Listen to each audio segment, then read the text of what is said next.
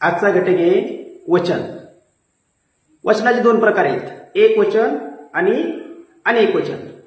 आता एक वचन कशाला म्हणायचं?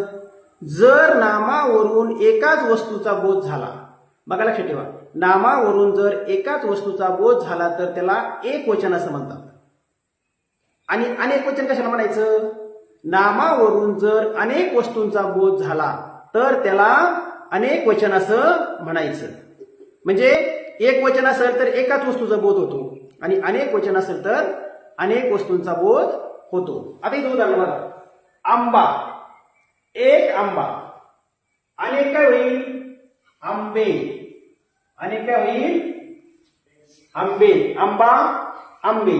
इथं बघा, एक मासा, अनेक मासे. एक घोडा, अनेक घोडे.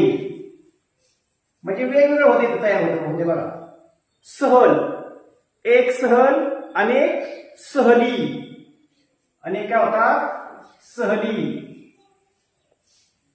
या असे अनेक शब्द आहेत वचनामध्ये की त्यांचं एक वचन आणि अनेक वचन समान राहत होते. ते काय उदाहरण बघा, शेतकरी, एक शेतकरी, अनेक शेतकरीच. एक चेंडू, अनेक चेंडूच. एक गडी, अनेक गडी. एक लाडू, अनेक लाडू. अशा प्रकारे एक वचन अनेक वचन अतिशय सोप्या पद्धतीने शिकायचं. म्हणजे एक वचन बघताना फक्त पाठीमागं एक लावायचा. एक लाडू, अनेक लाडू. एक कपाट, अनेक कपाटे.